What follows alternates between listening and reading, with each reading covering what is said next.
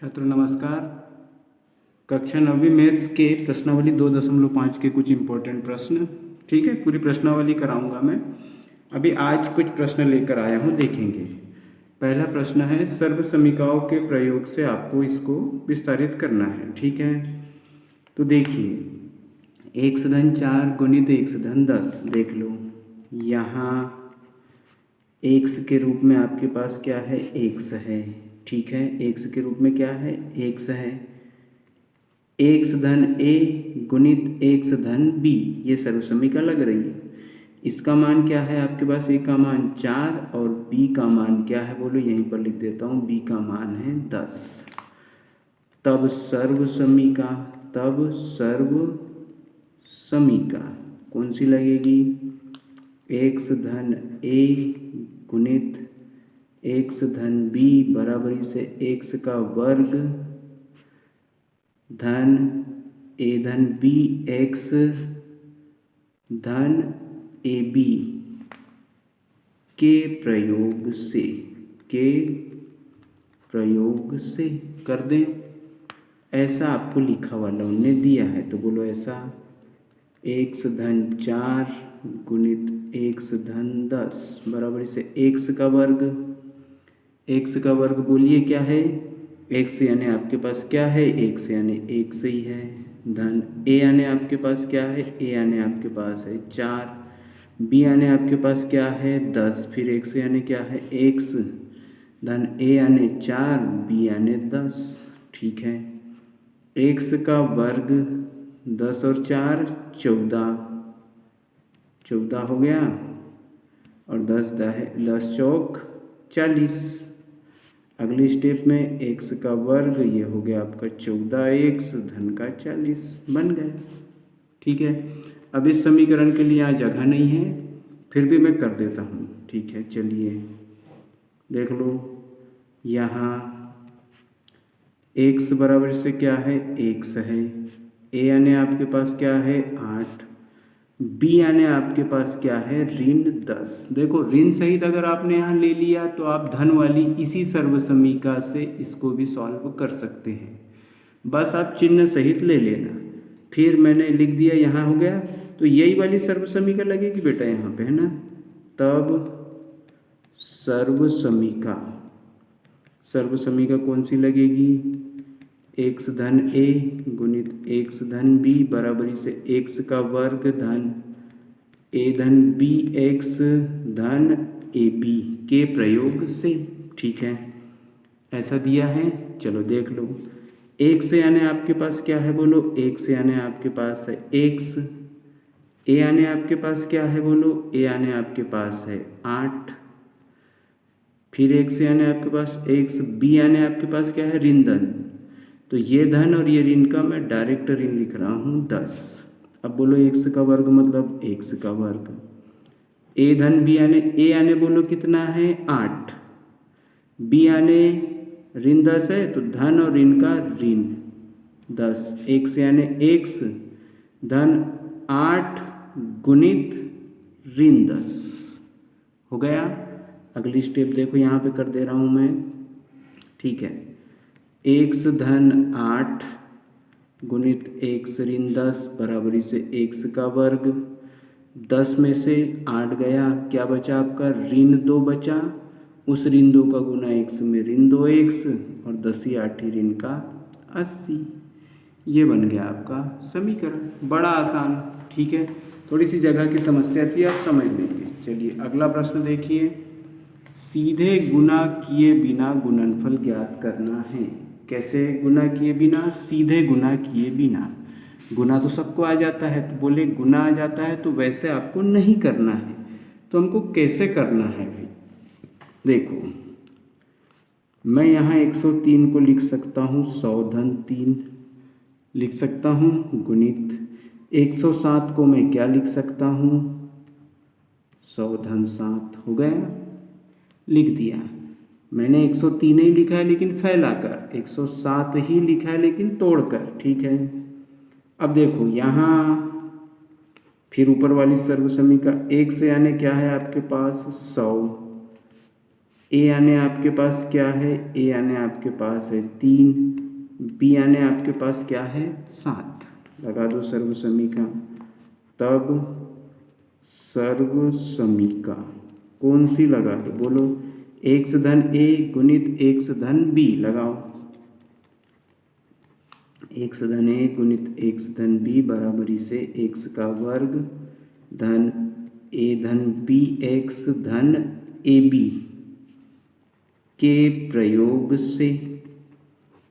प्रयोग से लगाओ। एक्स यानी आपके पास क्या है, एक्स यानी है 100, ए यानी है 3, फिर एक्स यानी 100, बी यानी है 7 बराबरी से एक्स का वर्ग बोलो 100 का वर्ग धन ए धन बी यानी 3 धन 7, फिर बोलो एक्स आया, एक्स की जगह लिखा 100, गुणित है यहाँ, ब्रैकेट का मतलब क्या होता है गुणित, चाहो तो ऐसा डॉट भी लगा सकते हो, ठीक है। धन ए बी मतलब 3 गुणित 7, चलिए 100 का वर्ग ये हो गया।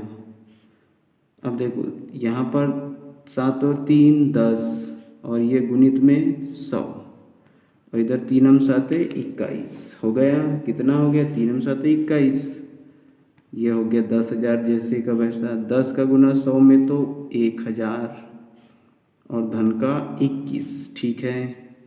जब इनको जोड़ेंगे बेटा तो आपका आ जाएगा कितना, बोलो 11 0 21, बिना गुना करे आपने हल कर दिया।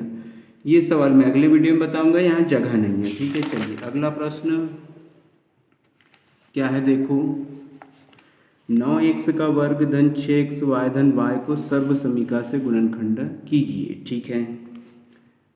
अब मैं इसको कैसे लिखूंगा, देखो इसको मैं लिख सकता हूँ 3x पूरे का वर्ग, लिख दिया। 3 तिया 9, x का वर्ग, मैंने 9x का वर्ग ही लिखा है, धन 2 ए बी, 2 तिया 6xy, 6xy लिखा है, धन इसको कैसे लिख सकता हूँ y का वर्ग, हो गया। यहाँ a के रूप में आपके पास क्या है, बोलो a के रूप में है आपके पास 3x, b के रूप में आपके पास क्या है, b के रूप में है आपके पास y, ठीक। तब सर्व समीका लगा दें हम, सर्व समीका देखो कौन सी लगेगी, इसको बोलेंगे a का वर्ग धन 2ab, बोलेंगे धन 2ab धन b का वर्ग बराबरी से, इसके बराबर से क्या होता है, a धन b पूरे का वर्ग के प्रयोग से, ऐसा होता है भाई, ठीक है। तो a का वर्ग मतलब बोलो 3x पूरे का वर्ग धन 2 गुणित 3x गुणित y हो गया, धन y का वर्ग बराबरी से बोलो a धन b पूरे का वर्ग यानी 3x धन y पूरे का वर्ग, बस ये हो गया आपका आंसर। बिल्कुल सरल सवाल, कुछ भी उसमें विराम नहीं था, ठीक है। चलिए आगे देखें। अब थोड़ा सा आपको दिखने में कैसा है, सवाल बड़ा है लेकिन बहुत ज़्यादा सरल, एकदम सरल। अब देखो 3 पदों वाली सर्व समीकरण लगेगी इसमें, देखो a धन b धन c पूरे का वर्ग लगेगी, कौन सी लगेगी, a धन b धन c पूरे का वर्ग, ठीक है। देख लें तो बोलो आपका क्या हो जाएगा, यहाँ a के रूप में आपके पास क्या है x, b के रूप में क्या है 2y, c के रूप में आपके पास क्या है 4z है। तब सर्व समीका कौन सी, बोलो a धन b धन c पूरे का वर्ग, a धन b धन c पूरे का वर्ग बराबरी से a का वर्ग धन b का वर्ग धन c का वर्ग धन 2ab धन 2bc धन 2ca के प्रयोग से। आ गई बात समझ। a का मान बोलो क्या है आपके पास x है, b का मान बोलो 2y, सी का मान बोलो 4z पूरे का वर्ग। अब बोलो ए का मान क्या है x का वर्ग, बी का मान 2y, सी का मान 4z धन 2 ए यानी x, बी यानी 2y, फिर 2 यहाँ तक पहुँच गया मैं 2, बी यानी क्या है 2y और सी यानी क्या है 4z धन 2।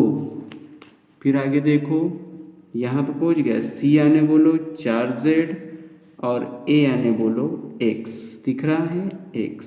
अगली स्टेप ये तो अब चले गई बेटा, x धन 2y धन 4z पूरे का वर्ग बराबर से x का वर्ग, 2 दूनी 4y का वर्ग, 4 चौक 16z का वर्ग, भी 4 देखो 2 का वर्ग 4, y का वर्ग y वर्ग, 4 चौक 16 z का वर्ग धन 2 दूनी 4xy, 2 दूनी 4, 4 चौक 16yz धन 2 चौक 8zx।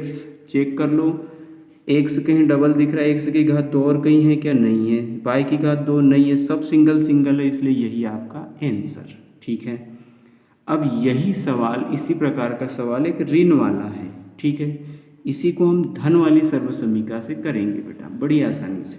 ठीक है, देख लो यहाँ a के रूप में आपके पास क्या है 2x, b के रूप में ऋण y, ऋण वाली में बस धन से करना है तो चिन्ह सहित मान लो।